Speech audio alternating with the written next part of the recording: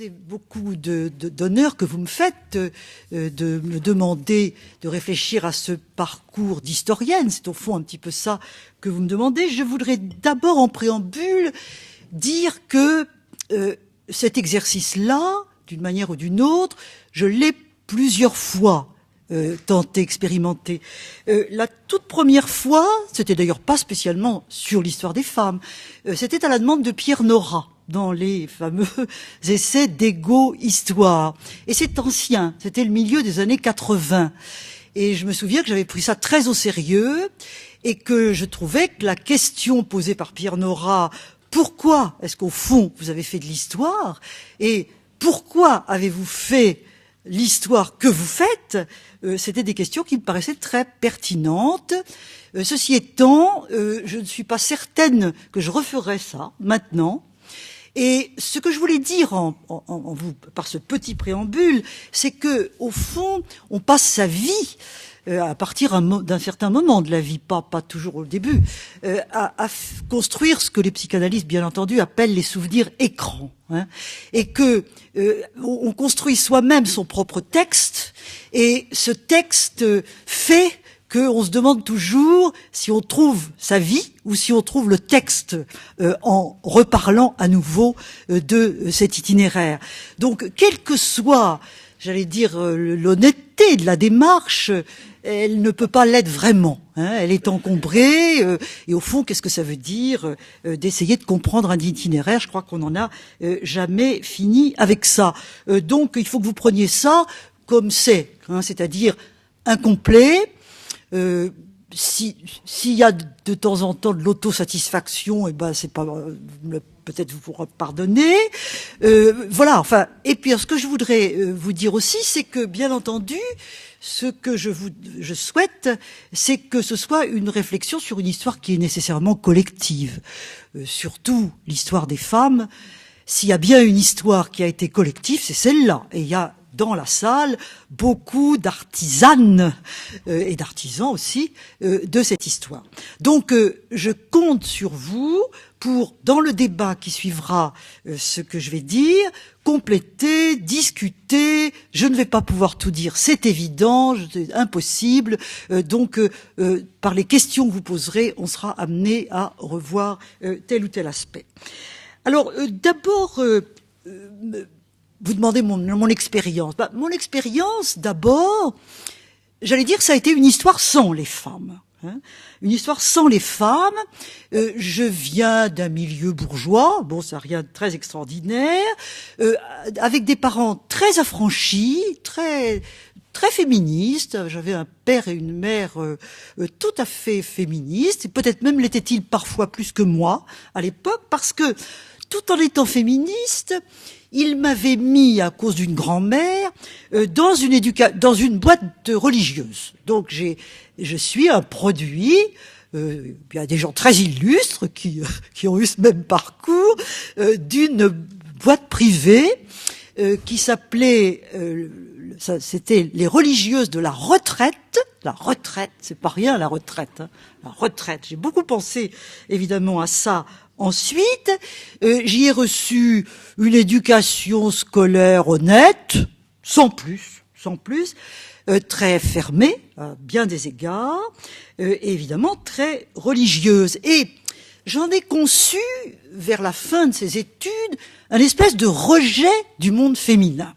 Hein, j'en avais assez de cette éducation de la soumission, de cette éducation de la pureté, de tout ce qui était dans cette éducation que j'avais reçue et qui en même temps était en pleine contradiction, et c'est peut-être ce qui m'a sauvée en définitive, avec mes parents, les choix de mes parents. C'était bizarre, c'était très bizarre. Je ne veux pas revenir là-dessus, mais je pense que au fond, dans cette faille formidable entre ce collège religieux et mes parents, il y a eu une brèche qui a probablement été une liberté.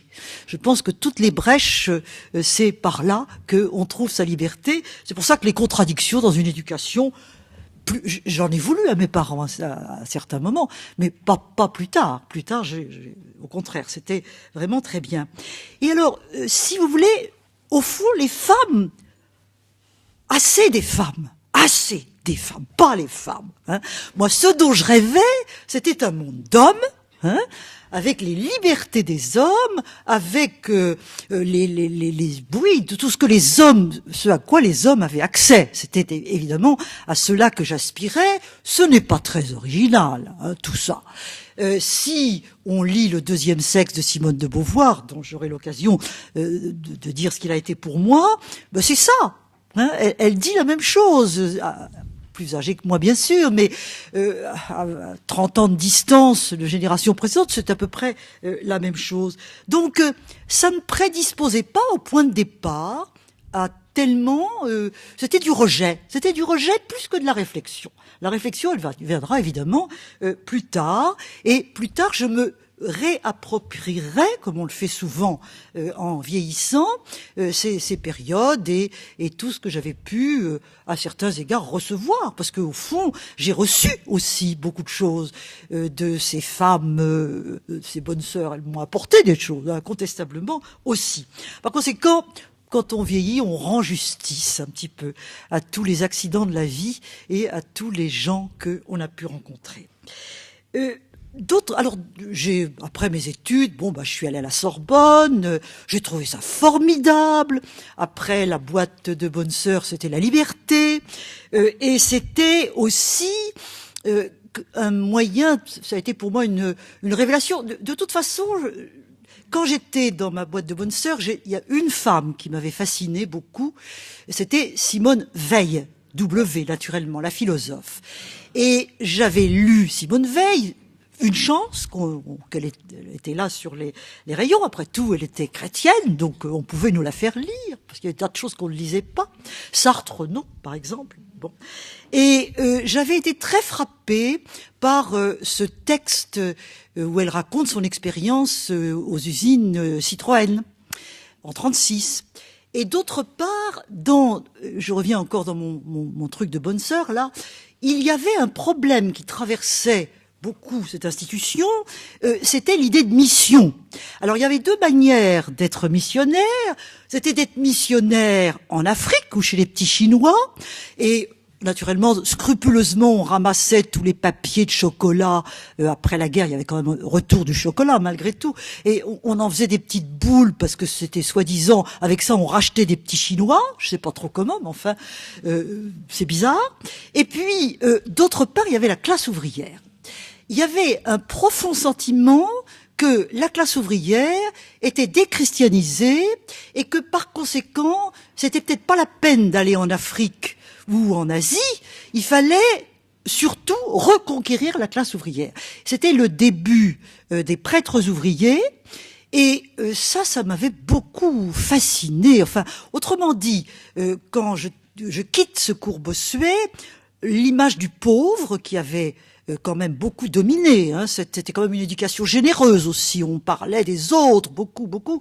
Mais l'image du pauvre à cette image-là, était en train de se substituer l'image ouvrière. Hein. L'ouvrier comme pauvre matériellement, mais pauvre aussi, dans notre idée évidemment, spirituellement.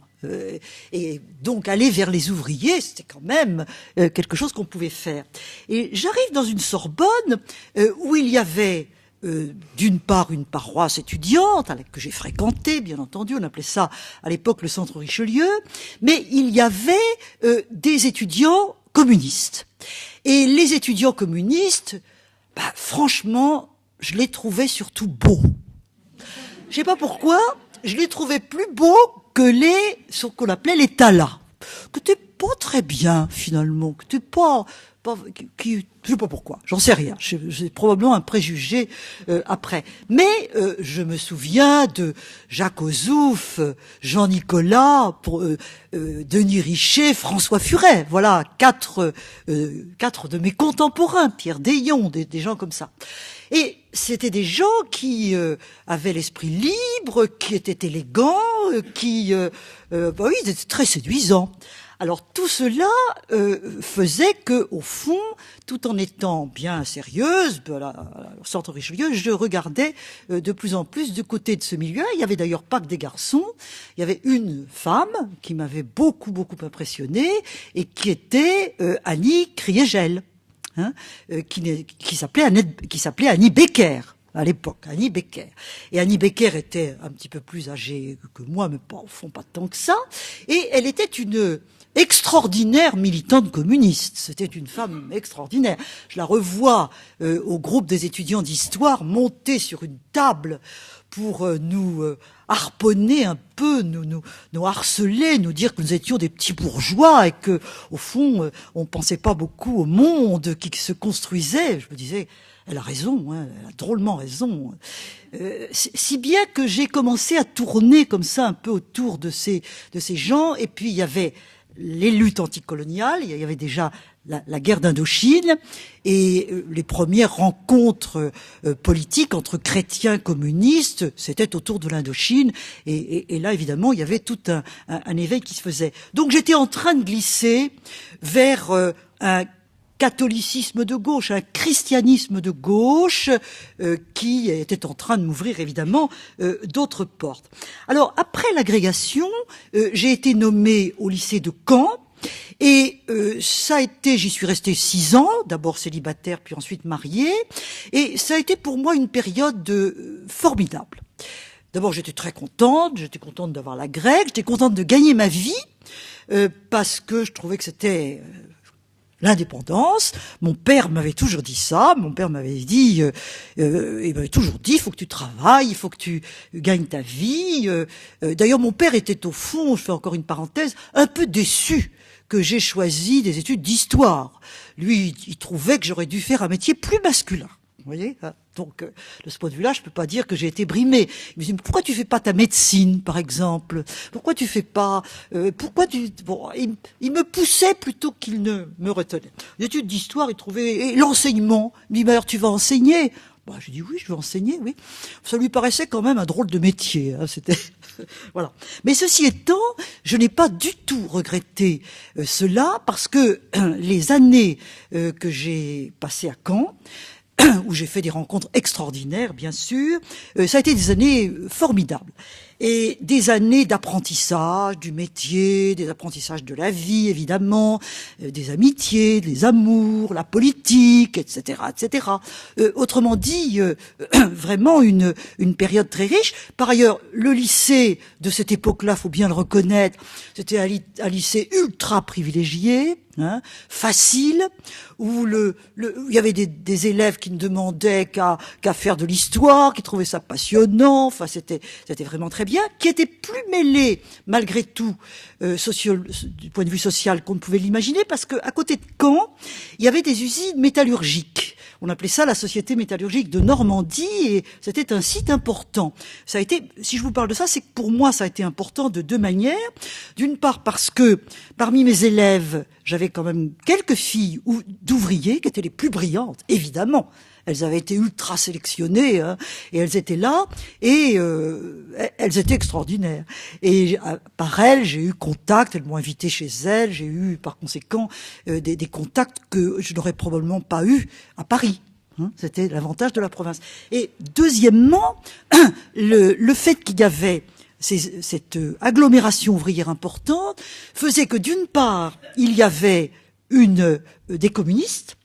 Il y avait une cellule communiste à Caen qui était importante. Il y en avait aussi dans ce qu'on appelait le plateau, enfin les hauts fourneaux. Et il y avait des prêtres ouvriers.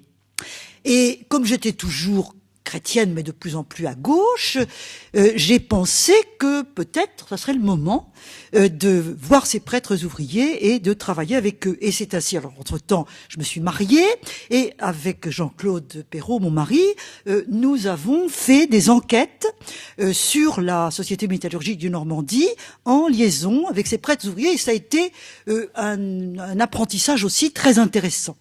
Et en même temps, je me rapprochais aussi du Parti communiste, notamment parce que l'Église a condamné les prêtres ouvriers, elle a condamné un journal très engagé qui s'appelait La Quinzaine, que j'aimais beaucoup et qui était considéré comme évidemment beaucoup trop à gauche. Donc tout ça a fini par basculer complètement, et l'évolution à gauche, évidemment, s'est poursuivie, et elle s'est poursuivie d'autant plus que il y avait à l'université de Caen un homme magnifique auquel je dois beaucoup aussi, qui s'appelait, vous le connaissez quelques-uns le connaissent peut-être, Michel Debois, qui est mort il y a quelques années, qui était un grand médiéviste et qui avait eu un parcours aussi extraordinaire de l'action française au communisme, qu'il avait rencontré alors qu'il était déporté à Buchenwald, et qui était un homme d'une séduction et d'une générosité extraordinaire. Donc vous voyez, il y a beaucoup de fermentation dans tout ça et beaucoup d'ouverture de tout point de vue. Et en même temps, je m'approprie aussi Simone de Beauvoir, je veux dire surtout le deuxième sexe. Quand le deuxième sexe avait paru en 1949, j'en avais été une lectrice à moitié. Je veux dire que j'avais adhéré complètement à Simone de Beauvoir. De toute façon, j'étais conquise par le personnage. J'avais trouvé à l'époque le livre un peu difficile, je dois le dire, un peu rebutant même. Pourquoi ? Parce qu'il parlait, au fond, de manière assez crue de sexualité, et que j'étais encore une jeune fille assez réservée, assez timide. Il faut voir d'où je venais à ce moment-là. Alors j'ai laissé passer un peu le temps, et dans le milieu des années 50, début des années 50, milieu des années 50, je m'approprie Simone de Beauvoir, et ce fut très important pour ma conscience du problème des femmes. D'autre part, toujours à Caen, j'avais pris contact avec l'Union des femmes françaises. Alors l'Union des femmes françaises, c'était l'organisation de masse du Parti communiste en direction des femmes. Et je pensais que j'allais entrer dans une organisation tout à fait progressiste et qui allait de l'avant. Mais pas du tout. Pas du tout. C'était la bonne ménagère. C'était vraiment ça. C'était intéressant, bien entendu, mais j'étais tout de même un peu déçue, et je le fus notamment quand, au moment de la guerre d'Algérie, on discutait de ce qu'on pouvait faire dans la guerre d'Algérie. Le Parti communiste était quand même contre la guerre d'Algérie, bien sûr, mais modérément engagé, et je dis, on pourrait peut-être faire une manif quand même de femmes. Et mes consoeurs, là, m'ont dit, oh non, on va tricoter. On va tricoter pour les petits Algériens. Enfin, finalement, je les ai convaincus, enfin, nous sommes convaincus, parce que finalement, elles n'étaient pas mécontentes non plus, et on a organisé donc une manifestation contre la guerre d'Algérie dans les rues de Caen, et j'en ai évidemment un souvenir. Je l'exagère probablement dans ma mémoire. Je crois en réalité, ça n'a pas eu beaucoup d'importance. Il y a un étudiant qui travaille en ce moment sur les intellectuels et à Caen, dans cette période-là. Il m'a dit, oui, j'ai vu mentionner votre manif là, mais il y avait 3 lignes dans le journal. Pour moi, c'est très important. Pour moi, c'était évidemment très important. Si je vous raconte tout ça, et naturellement, je pourrais m'y attarder encore davantage, c'est pour vous dire que, à la faveur des expériences, des contacts, de la politique, de tout ça, les choses, évidemment, évoluent beaucoup pour moi. Mais ceci étant, je commence à faire des recherches. C'est pas tellement que j'en avais envie. En réalité, je me voyais très bien comme ça. Je n'avais pas beaucoup d'ambition, au fond, non, dans le fond. Mais j'avais fait un mémoire de maîtrise, on disait un diplôme à l'époque, dans les années précédentes, avec Ernest Labrousse, Camille et Ernest Labrousse, qui était un grand maître de la Sorbonne, qui était notamment le grand maître de ce qu'on appelait alors l'histoire économique et sociale.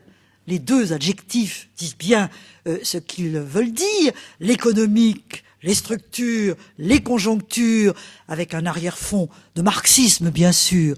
marxisme très revu et corrigé, naturellement, en ce qui concerne la brousse. Mais quand même, et le social, le culturel, on n'en parlait pas beaucoup, il faut bien le dire.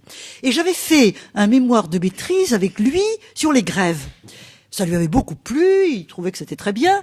Et ensuite, après, il m'a relancé. Il m'a dit, mais mademoiselle, puis madame, quand je me suis mariée, toujours comme ça, il m'a jamais appelé autrement que mademoiselle ou madame, eh bien, il faudrait faire une thèse, il faudrait que vous fassiez une thèse, il faudrait continuer là-dessus, il faudrait continuer.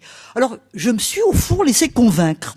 Et de fil en aiguille, eh bien, j'ai entrepris une thèse sur la classe ouvrière. Vous voyez, c'était vraiment ça. C'était l'idée que, au fond, ce que l'on pouvait faire, et Labrousse était convaincu de cela, et avec Jean Métron, avec beaucoup d'autres qui vont venir après, comme Madeleine Rebériou, et beaucoup d'autres, Jacques Julliard, etc. Je pourrais continuer la liste longtemps. Eh bien, il fallait au fond, donner à la classe ouvrière son histoire.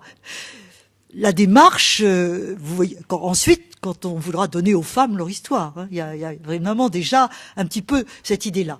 Et donner cette histoire à la classe ouvrière, évidemment, c'était une ambition qui était assez excitante pour les jeunes intellectuels de gauche que nous étions à l'époque. Mais c'était toujours classe ouvrière, c'était de ce côté-là. Mais il faut bien voir que beaucoup de femmes, parce que tout à l'heure je vais quand même vous parler d'histoire des femmes, hein, ont fait ce chemin-là. Et pas seulement en France, mais à l'étranger. John Scott, très connu de vous certainement, et des historiennes en particulier, elle est considérée comme une des grandes théoriciennes de l'histoire des femmes, eh bien John Scott a d'abord été une historienne de la classe ouvrière. Elle a fait d'abord une thèse sur les verriers de Carmaux, c'est-à-dire la ville de Jaurès, et Louis Tilly, la même chose. Enfin, c'est un itinéraire classique qui d'ailleurs demande à être décrypté aussi bien d'un point de vue idéologique que peut-être même d'un point de vue psychanalytique. Alors donc, voilà à peu près ce que l'on peut dire de ce point de vue-là. J'insiste là-dessus en étant tout à fait consciente que dans ma vie, je suis sûrement pas la seule de ce point de vue, pardon, j'ai souvent opéré par glissement, par substitution d'objets, c'est pas comme ça. Se trouver peut-être des buts dans la vie, hein, peut-être des objectifs, et aussi le fait que ces objets d'histoire, en l'occurrence, nous sont aussi, il ne faut pas se le dissimuler, soufflés, inspirés par le présent. Et dans la mesure même où nous étions des jeunes intellectuels qui entendaient être enracinés dans le présent, répondre aux questions du présent, forcément, ça rend peut-être plus sensible aux évolutions des objets. Ce que peut-être des gens qui s'enracinent, je parle d'un point de vue historique, dans un plus lointain passé, enfin, auquel ils résistent mieux. Faut peut-être résister aux modes de temps en temps, en l'occurrence peut-être pas, mais peut-être aussi ça peut être utile et nécessaire. C'est quelque chose dont j'ai eu l'occasion de discuter avec Pierre Vidal-Naquet, par exemple, de ce point de vue-là. Alors, voilà donc un premier fond, si vous voulez, du point de vue histoire, tout ça. Et je saute quand même un petit peu, un peu plus vite.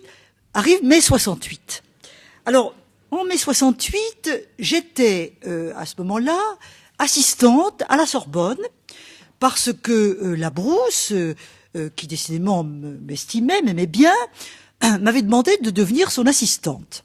J'ai eu beaucoup de chance dans ma vie, de point de vue professionnel, vraiment pas à me plaindre. Et qu'est-ce que ça voulait dire? Pardon. Ça voulait dire s'occuper d'un institut qui s'appelait l'Institut d'histoire économique et sociale. On la retrouve, cette histoire économique et sociale, qui était l'institut qu'avait fondé Marc Bloch. N'est-ce pas?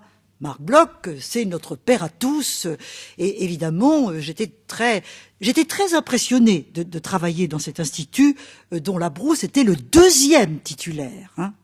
Marc Bloch, c'était quand même encore proche. Mais il faut vous dire qu'à cette époque-là, je ne savais pas que Marc Bloch avait été fusillé par les Allemands. Ça, c'est incroyable.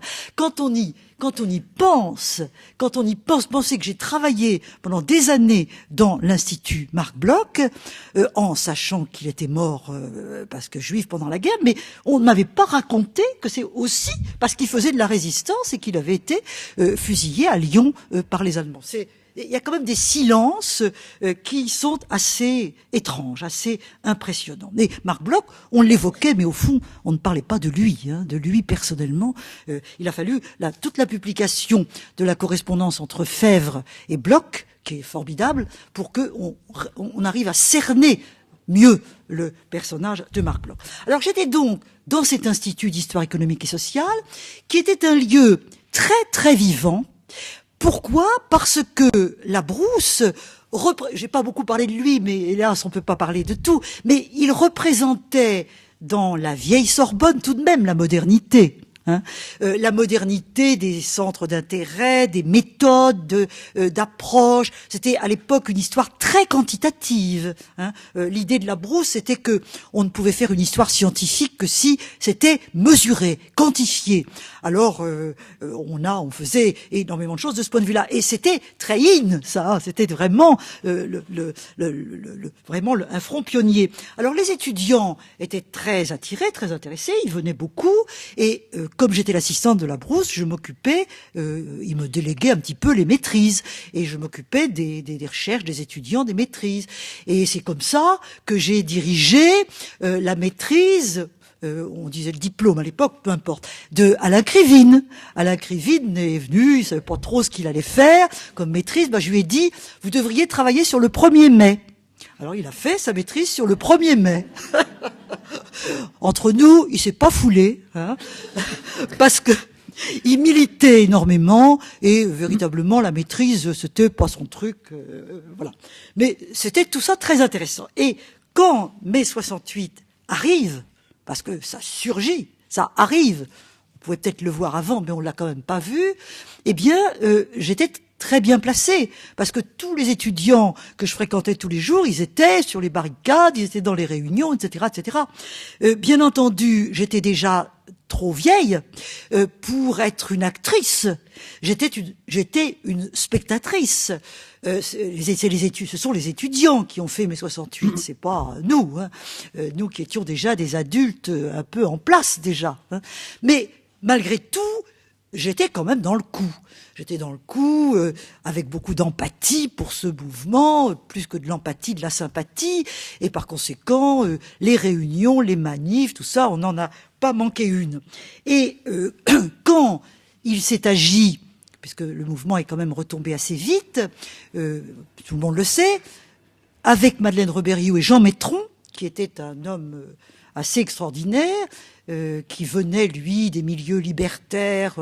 Enfin bon, je peux pas parler de Jean Métron, mais ça serait tout un sujet. Nous étions dans le comité de rédaction de la revue Le Mouvement Social. Alors, on s'est dit, eh bien, il faudrait consacrer un numéro du Mouvement Social à mai 68, la Sorbonne par elle-même. Et c'est comme ça que nous avons réalisé, pendant qu'Alain Schnapp et Pierre Vidal-Naquet faisaient quelque chose de beaucoup plus important sur la commune étudiante, et qui concernait l'ensemble des mouvements étudiants en France. Nous, on a fait plus modestement la Sorbonne par elle-même, avec tous les tracts, les affiches, les inscriptions, enfin tout ce qu'on avait pu trouver sur mai 68. Et puis alors, mai 68, ça a été l'éclatement des universités. Le pouvoir en place avait réalisé que c'était très dangereux d'avoir tellement d'étudiants au centre de Paris. C'était d'ailleurs déjà un projet ancien. Il ne faut pas dire que c'est 68 qui a créé complètement l'éclatement des universités, mais ça l'a précipité. Et à ce moment-là, il y a eu beaucoup de réunions.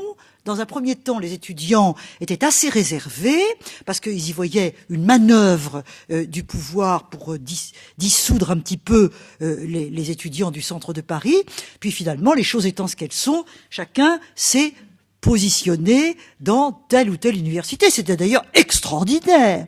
Ça a été une période formidable parce que on vous disait, et ça s'est jamais retrouvé, je crois, dans l'histoire universitaire, eh bien, il faut aller fonder ces nouvelles universités. Où voulez-vous aller? Où voulez-vous aller? quelle merveille, quelle merveille. Alors, les uns ont choisi, je dis dans le petit noyau des amis de la Sorbonne, par exemple Madeleine Rebériou, mais quelques autres aussi, ont choisi Paris 8, ce qui va être Vincennes, plus tard Saint-Denis, et en ce qui me concerne, j'ai choisi Paris 7, c'est-à-dire Jussieu. Et ça, je ne peux pas rentrer dans tous les détails parce que ça nous entraînerait trop loin, mais cette période de préparation de Paris 7 a été très très intéressante parce que, alors en histoire, il y avait des gens aussi divers, ça dira quelque chose aux historiens et peut-être à quelques autres qui sont connus tout de même, Jean Chénaud et Emmanuel Leroy-Ladurie, qui sont quand même pas absolument tout à fait sur la même longueur d'onde, étaient partie prenante pour Paris 7.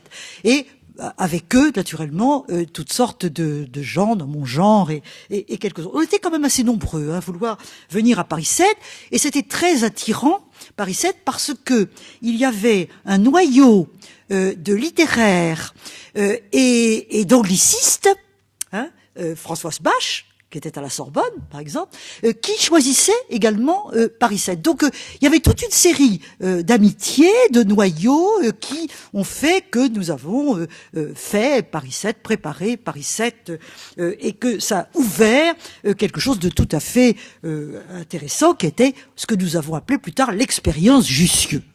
L'expérience Jussieu, alors là, qui est, pour l'histoire des femmes, quelque chose, évidemment, de très intéressant. Ça a été un groupe extrêmement vivant, où on choisissait les problèmes que nous voulions. On a beaucoup parlé de psychanalyse, parce qu'à l'époque, il y avait Psychépo, et qu'on n'était pas d'accord avec Psychépo, du tout, à l'époque. Je pourrais y revenir si ça vous intéresse, à l'époque. Et de façon générale, les femmes qui étaient plutôt orientées vers l'histoire, la sociologie, la littérature, ça dépend, étaient plutôt beauvoiriennes. Or, Psychépo, à l'époque, c'était pas du tout beauvoirien, c'est le moins que l'on puisse dire. Alors, ce groupe-là était très très vivant, et le gros avantage, si l'on peut dire, le bénéfice considérable de ce groupe, c'est que grâce aux deux Françoise Bache, Françoise Barré-Ducrot, nous avions une ouverture sur les États-Unis. N'est-ce pas ? Elles étaient, elles, constamment en liaison avec les États-Unis, recevaient des amies américaines, alors elles venaient dans le groupe, le séminaire, il y avait des journées d'études, il y a eu des journées à Andé, au Moulin d'Andé, que sais-je encore, et par là, on avait un contact direct avec les Women's Studies. On a été les premières averties des Women's Studies, dont il faut bien quand même se rappeler que les premières aux États-Unis, c'est quand même 70-71. C'est pas si... C'est qu'on était très en retard, on n'était pas si en retard que ça. Alors je reviens vers l'histoire.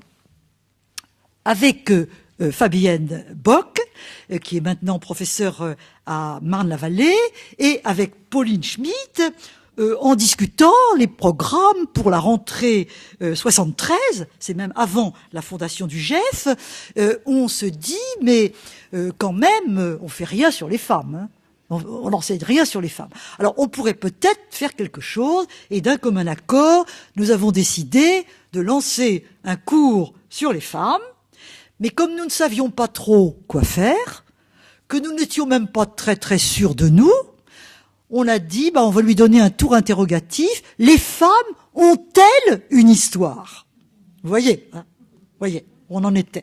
Les femmes ont-elles une histoire ? Et quand, à distance, je relis le texte que nous avions rédigé pour présenter un petit peu ce travail, je m'aperçois que nous étions encore très imprégnés de structuralisme lévi-straussien. C'était vraiment les problèmes de la reproduction, c'était ça qui était encore... On voyait au fond les femmes comme échange des biens, échange des femmes, hein, un peu la manière Lévi-Strauss. Alors on ne savait pas comment faire ce cours, et on a décidé de faire ce cours en invitant des sociologues, parce que les sociologues avaient de l'avance sur nous, et ça nous le savions, et la première à laquelle on a fait un semestre de sociologie, et un semestre d'histoire. Alors, les sociologues sont venus, et la première sociologue à laquelle nous avons demandé, c'était André Michel. André Michel, et on lui a demandé de venir ouvrir ce groupe. Vous voyez, ça montre quand même que on savait où trouver les bons auteurs. André Michel, nous savions tout ce qu'elle avait fait et tout ce qu'elle faisait, qui était très important. Et ce cours, je sais que Pauline Schmitt va penser que je radote, mais après tout, il y en a beaucoup d'autres qui sont pas au parfum. Ce premier cours a quand même été assez épique. Il y avait énormément de monde dans ce cours, et jamais il y a eu tant de monde qu'au premier cours, même s'il y a eu du monde après. Et il y avait beaucoup plus que d'étudiants inscrits. Et il y avait notamment des étudiants gauchistes qui ne trouvaient pas bien qu'on fasse un cours sur les femmes, hein, parce que ils pensaient que en faisant quelque chose sur les femmes, on allait, comme ils disaient, oublier la révolution. Hein, on allait se concentrer sur les femmes. Alors ils avaient décidé, de nous laisser faire sans doute, mais au moins au premier cours, de se manifester et de présenter leurs objections. Alors ça a été très drôle, très très amusant, parce que les gens étaient un peu assis partout, les chaises étaient prises, il y avait des gens par terre, etc., etc.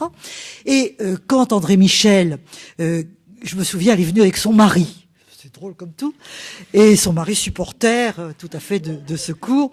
Et elle avait présenté un cours sur les modèles de la famille. C'était ça. C'était les modèles.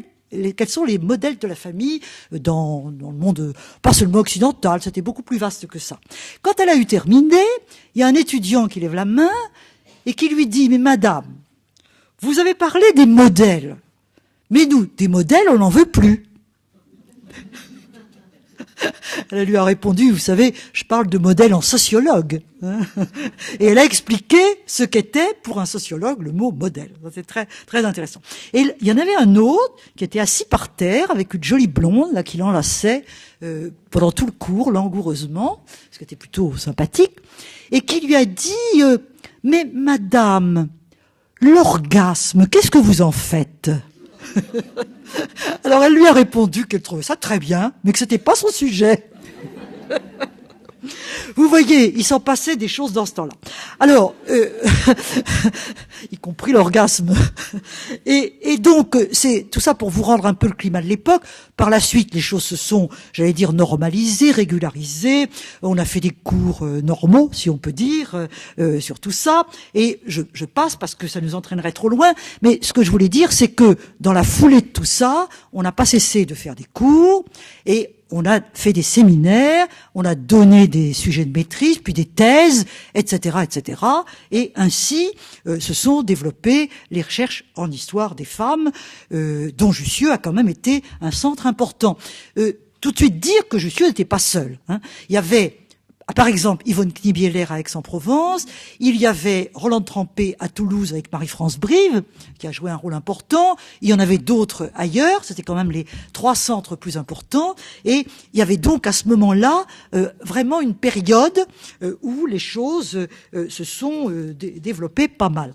Et en maîtrise et en thèse, évidemment, j'ai eu beaucoup d'étudiantes qui maintenant sont celles qui s'occupent pas mal d'histoire des femmes un petit peu partout. Et d'autres, je sais pas, je pense à la thèse de Marie-Jo Bonnet. Hein, la thèse de Marie-Jo Bonnet qui n'était pas historienne au départ, qui était littéraire, mais elle voulait faire une thèse sur les femmes, sur les lesbiennes. À l'époque, dans les années 70, c'était le milieu des années 70, mettons 75. Il n'y avait pas beaucoup de professeurs auxquels on pouvait aller proposer ces sujets-là. Hein. J'avais la chance, moi j'avais soutenu ma thèse en 71, oui, j'avais soutenu ma thèse, elle avait été publiée en 73, j'étais professeur, donc j'avais la chance d'avoir un petit peu de pouvoir, hein, et donc de pouvoir en effet accueillir des gens, donner des sujets, etc., etc. Donc ça c'était un atout tout à fait considérable dont bien entendu j'ai beaucoup profité. Et je me souviens de la thèse de Marie-Jo Bonnet en particulier. Mais il y a eu Florence Rochefort, il y a eu Christine Barre, Françoise Thébault, il y a eu Delphine Gardet, il y a eu Marie-Françoise Lévy, Gabrielle Oubre, Claudie Le Cellier, etc., etc., etc. Il y en a eu évidemment beaucoup comme ça. Claudie Le Cellier, très intéressant, Claudie Le Cellier, parce que elle avait voulu justement croiser les femmes et les prisons. hein, comme c'était un peu les deux centres des recherches que je développais, et elle a fait une très intéressante thèse qui a jamais été refaite depuis, malheureusement jamais publiée, sauf sous forme d'article, sur l'histoire des femmes dans les prisons au XIXe siècle. Alors, chemin faisant, il y a des colloques.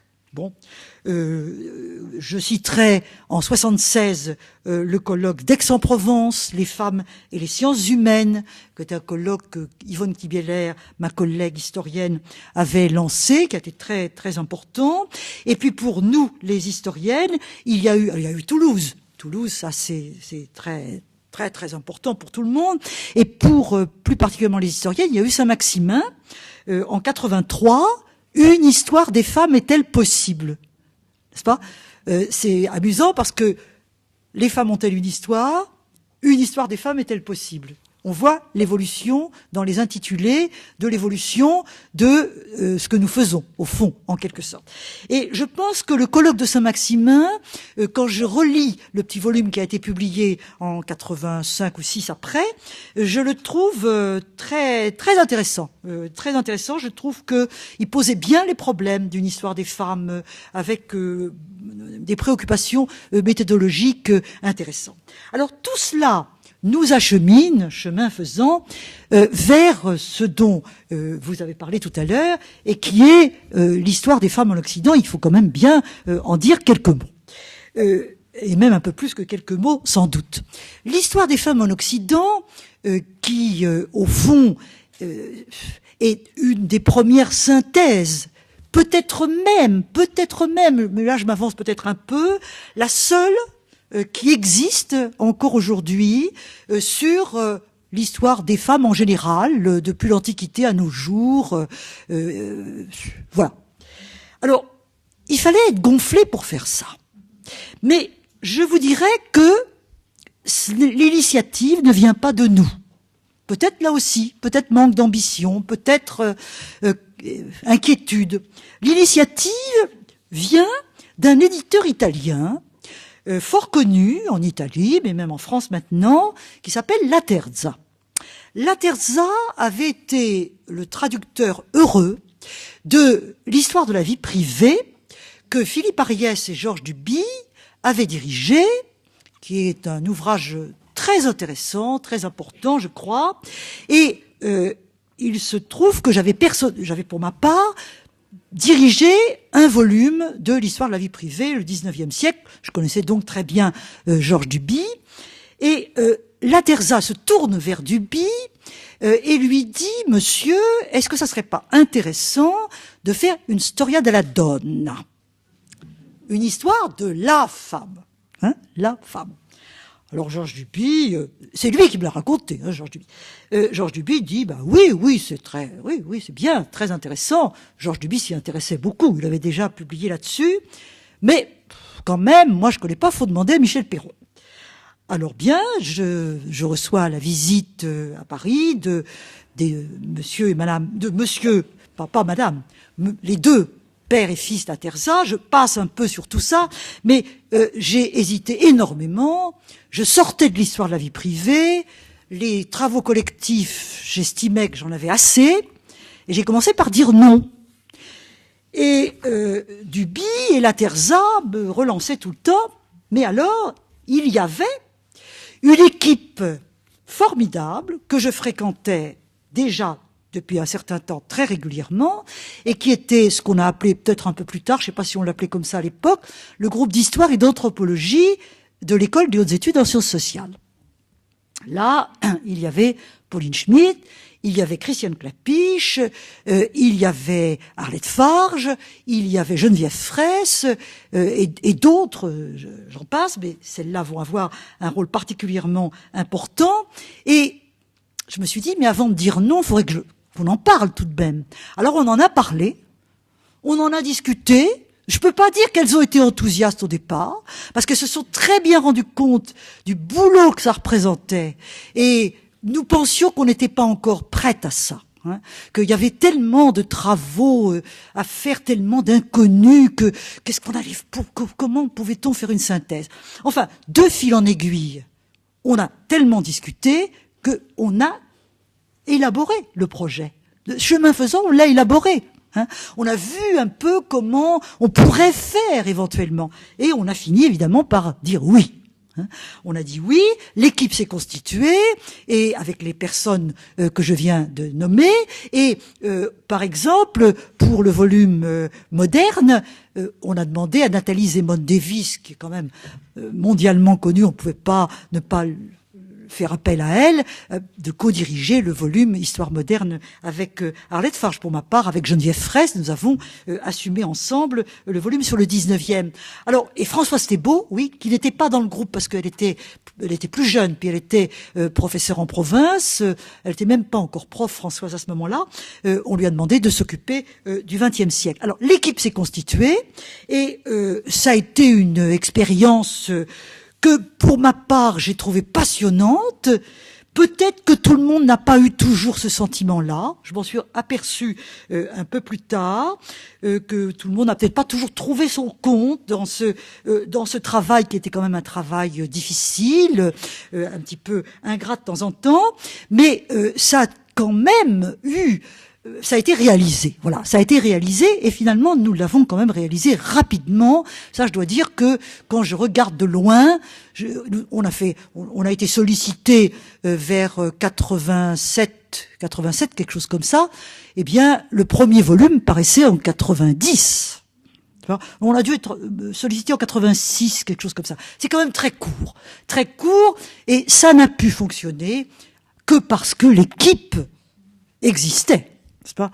L'équipe existait, et elle a été, il faut lui rendre hommage, elle a été absolument formidable. Chaque responsable de volume s'est organisé comme elle l'entendait, en faisant appel de temps en temps on se communiquait, on se concertait, mais ça a fonctionné comme ça. Il faut quand même pas oublier que dans cette entreprise, il y a 77 collaborateurs, hein, et des hommes, 15%.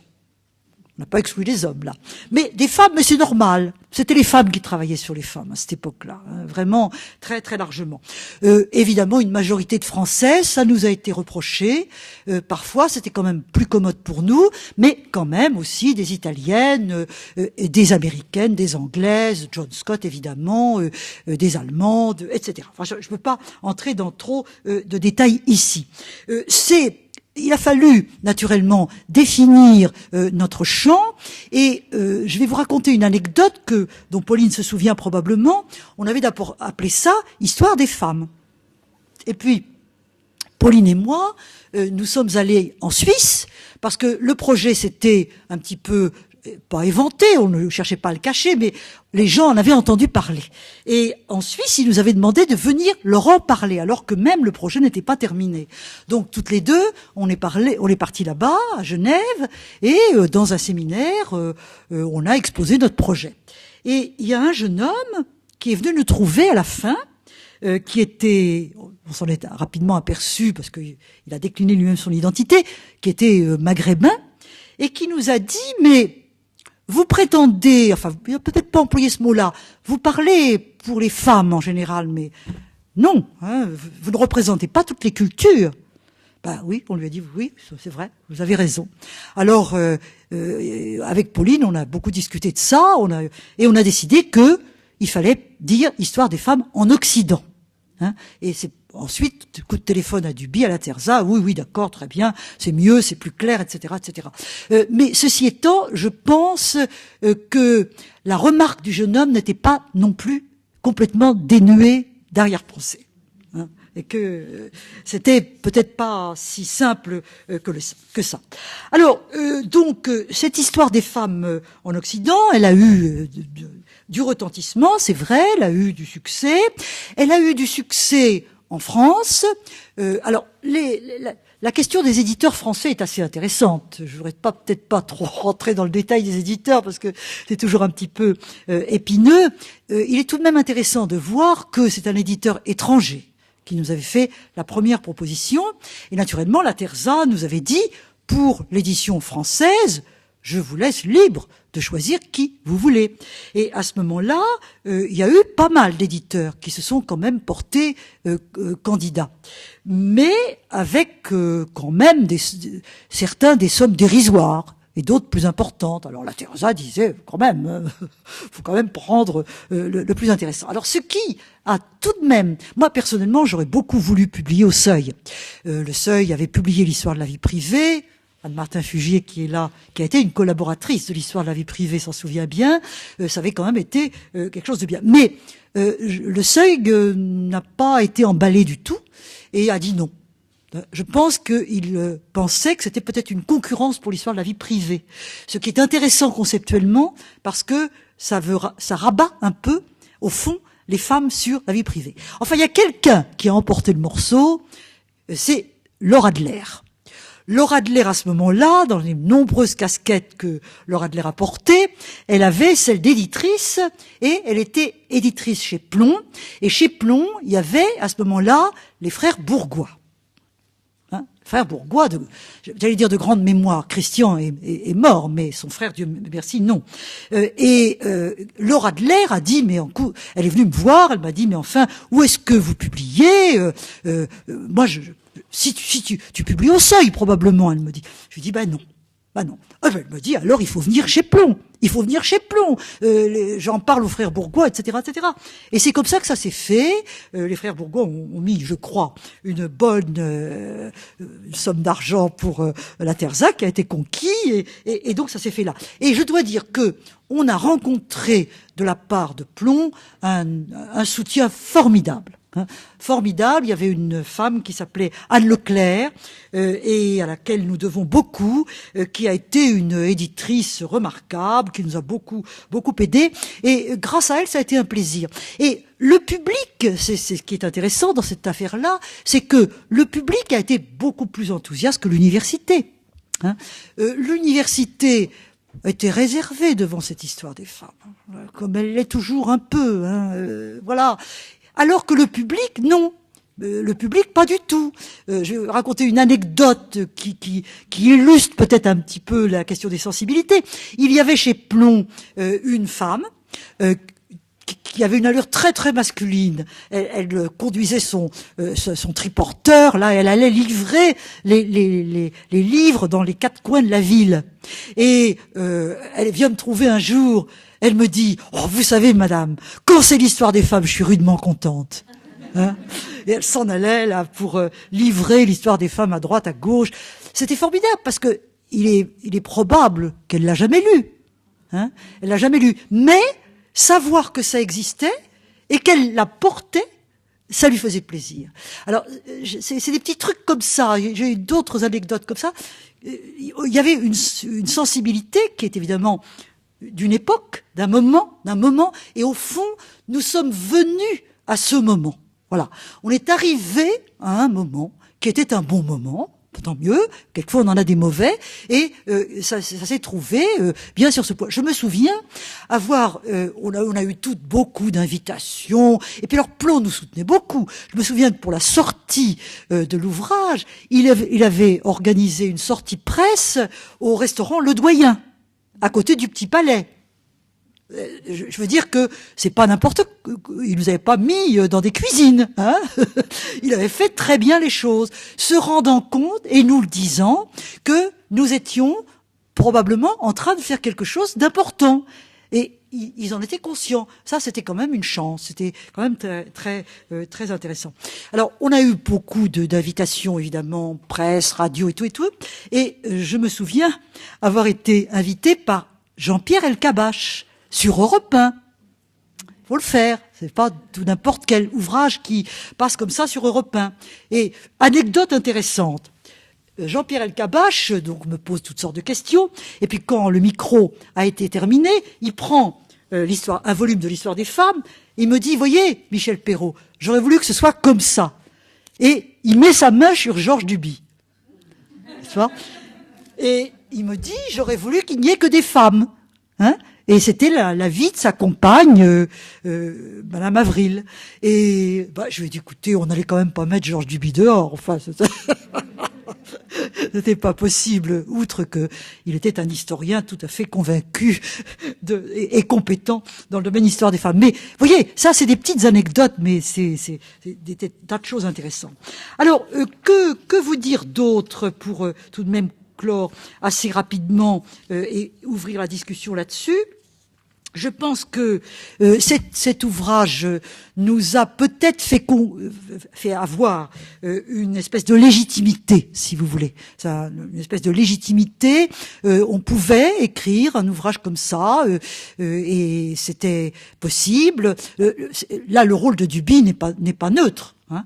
Le fait que Georges Duby est professeur au Collège de France ait été là, contrairement à ce que pensait Jean-Pierre Elkabbach, c'était plutôt pour l'histoire des femmes en Occident un plus. Ça, je crois qu'il ne faut pas du tout, naturellement, se le dissimuler. D'ailleurs, quand cette histoire des femmes est sortie, la Terza et avec Duby, on avait imaginé une sortie un peu importante sur le plan universitaire, et on avait organisé un colloque à la Sorbonne, dans le grand amphithéâtre de la Sorbonne. On se refusait pas grand-chose non plus à cette époque-là, et on avait demandé à des gens comme Françoise Héritier, Pierre Rosanvallon, Jacques Rancière, Maurice Godelier et d'autres de venir nous dire leur opinion sur cet ouvrage qu'on venait de publier. Alors ça n'a pas toujours été bien vécu, notamment par les directrices de volume, parce que c'est vrai que c'était très très organisé. Je me souviens que la ministre des droits des femmes de l'époque, qui n'est pas Yvette Roudy, comment est-ce qu'elle s'appelle, la successeur d'Yvette Roudy, hein? Non. Enfin, bon, ça me reviendra. C'est un trou, vraiment, Alzheimer de mémoire. Et elle était très emballée. C'était une socialiste. Et elle m'avait dit, je mets à votre disposition un petit crédit. Faites appel à une agence de presse pour organiser votre colloque, etc., etc. Donc, tout ça avait été très organisé, canalisé dans le domaine des médias. Quelquefois, ça nous échappait peut-être un petit peu. Mais le résultat, évidemment, c'est que sur le plan médiatique, ça avait été, en effet, quelque chose d'important. Alors, l'histoire des femmes, elle s'est développée, bien entendu. Elle s'est développée beaucoup. Et vous voyez bien que là, c'est une histoire collective. Je sais pas Michel Perrault, c'est toutes celles que j'ai nommées et celles que je n'ai pas nommées, bien entendu, hein, et dont peut-être on pourra donner des exemples à tous égards. Bien entendu, cette histoire des femmes, elle a évolué beaucoup pendant ces 30, maintenant presque, 40 dernières années. Elle a une histoire, elle a une historiographie. Tout ça a été très bien raconté, notamment par Françoise Thébault, dans son livre Écrire l'histoire des femmes, que je vous recommande, et dont la 2e édition est parue à l'automne 2007. Et c'est intéressant parce que le 2e volume, la 2e édition, je devrais dire, s'appelle Histoire des femmes et du genre.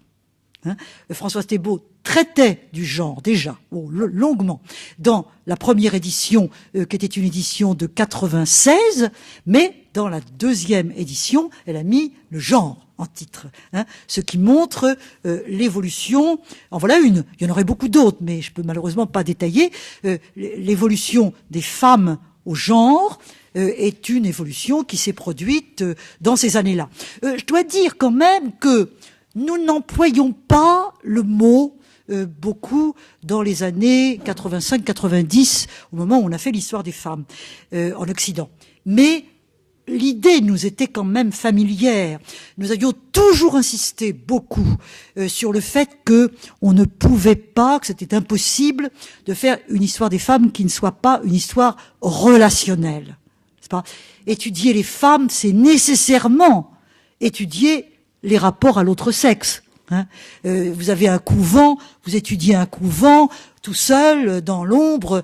Eh bien, ce couvent, il est dans une église où il y a un évêque, un pape, où le latin est interdit aux femmes, etc., etc. Donc, il n'est pas possible de travailler sur un sujet purement femme, une biographie, un groupe, une revue, que sais-je, sans en même temps poser la question des relations entre les sexes. Ça, je crois qu'on en a toujours été très consciente, mais c'est vrai aussi que de poser le genre au point de départ, ou en tout cas comme instrument de travail et de recherche et de décryptage de quelque chose, c'est autre chose. C'est autre chose. Ça a été discuté d'ailleurs. Il y a parmi nous, enfin et parmi les plus jeunes, il y en a qui ont dit à force de faire du genre, vous verrez, on fera plus d'histoire des femmes. Hein. On parlera que du genre et on parlera plus des femmes. C'est un sujet que je laisse peut-être à la discussion. Alors, que je pourrais dire encore 36 000 choses, parce que j'aurais voulu évoquer les recherches qui sont faites, mais c'est impossible. J'ai dirigé pour ma part une centaine de mémoires d'histoire, hein, et à peu près 50 thèses en histoire des femmes. Uniquement sur l'histoire des femmes. Donc voilà, et je suis pas la seule. Donc ça s'est multiplié un petit peu de tous les côtés. Donc ça constitue un véritable savoir, hein, un savoir qu'il faut évidemment analyser dans le détail. Merci à vous toutes qui l'avez fait, hein, qui véritablement, et que je ne peux évidemment nommer toutes ici, bien sûr. Alors, en ce qui me concerne, est-ce que l'histoire des femmes a eu, pour moi, de l'importance? Ben oui, ne serait-ce que par le temps que ça prend dans l'existence. Hein. Faire tout ça, ça prend du temps, ça prend des préoccupations, ça modifie le rapport avec les autres considérablement. J'ai évoqué tout à fait au début une jeune fille qui n'aimait pas les femmes parce qu'elle voulait le monde des hommes. Eh bien, je dois dire que j'ai trouvé les femmes à travers tout ça. Hein, et à travers les années 70 et après, c'est un autre monde. C'est un autre monde où j'ai redécouvert les femmes, j'allais dire ma mère. Il y a des tas de choses que j'ai comprises sur ma mère par l'histoire des femmes. Ça paraît invraisemblable, mais oui, oui, j'aurais beaucoup de choses évidemment à dire là-dessus. De plus personnel peut-être, les amitiés entre les femmes, les échanges qu'on a, le plaisir, le bonheur, le bonheur de tout ça. C'est ce que je voudrais dire, c'est que quel que soit c'est pas une histoire rose tout ça, hein, faut pas non plus exagérer. Il y a des disputes, il y a des querelles, il y a des problèmes de personnes, bien sûr. Et je dirais que l'histoire des femmes, le monde des recherches sur les femmes, est peut-être, je dirais pas qu'il est il est pas du tout œcuménique, il est même peut-être plus tendu que le monde des hommes. Pourquoi ? Parce que il y a chez les femmes qui font des recherches un investissement identitaire dans les recherches, surtout quand on travaille sur les femmes, qui est probablement plus fort. C'est pas travailler pour une femme sur les femmes dans les 30 dernières années ou 40 dernières années, c'est pas seulement travailler sur un objet intellectuel, c'est travailler sur un objet, enfin, identitaire. Je ne mets aucun communautarisme là-dedans, hein, mais c'est au fond réfléchir aussi sur soi. C'est plus que de travailler sur Saint-Gobain, mettons. Hein, travailler sur Schneider, Saint-Gobain, on fait une thèse là-dessus. Bon, bah, c'est ça, l'altérité, elle est facile à faire avec ça. Tandis que si vous travaillez sur un sujet femme, vous y investissez quelque chose de plus. Et par conséquent, il n'est pas étonnant. J'ai beaucoup réfléchi à ça parce que de temps en temps, au fond, moi, j'aime pas trop les conflits. Ça m'amuse pas les conflits. Et donc, ça me contristait de voir que tout d'un coup, il y avait quelqu'un qui m'en voulait ou qui n'était pas d'accord. Bon, bah, très bien. Mais j'ai compris. J'ai compris que d'abord, ça faisait partie de la vie, que c'était normal et que peut-être c'était particulièrement normal dans un secteur femme, hein, où les objets étaient plus brûlants, encore plus forts. Donc, tout ça, oui, pour moi, ça a été évidemment très très important. Alors un jour, je leur ai dit, ben voilà, il faudrait faire un numéro sur les femmes. Oh bon, c'était au milieu des années 70, c'était en 75. Ça leur paraissait pas du tout évident, mais alors pas du tout. Hein. Et finalement, le numéro est paru. Il s'appelle Travaux de femmes. Anne-Martin Fugier y a d'ailleurs collaboré. Et on avait appelé ça Travaux de femmes, justement parce que le travail des femmes, c'est souvent des travaux de femmes. C'est pas nécessairement le travail. Hein. Et donc le terme, à notre sens, disait bien ce qu'il veut dire.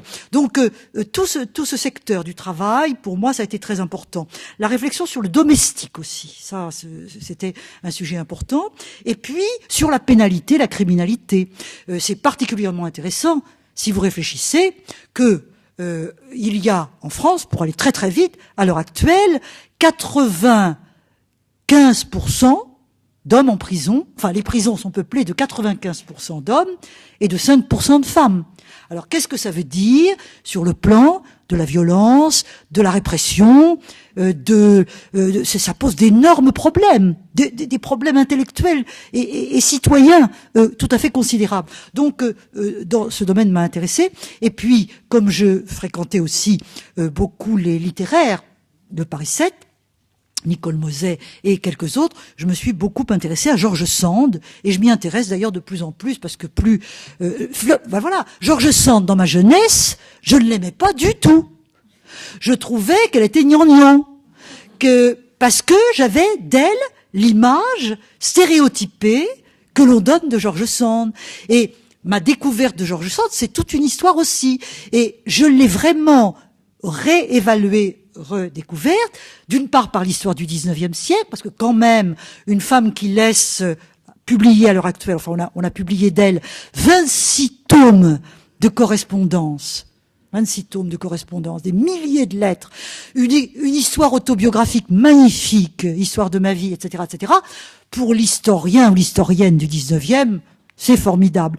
Mais je l'ai découverte aussi, notamment par les groupes sandiens américains, car elle était oubliée en France et les Américains et les Américaines s'y intéressaient beaucoup. Bon, je vous donne quelques exemples comme ça pour vous dire que, bien sûr, pour moi, retrouver les femmes, ça a été retrouver beaucoup de choses. Probablement, ça a été aussi me retrouver un peu moi-même et en tout cas, me retrouver ce soir avec vous. Merci.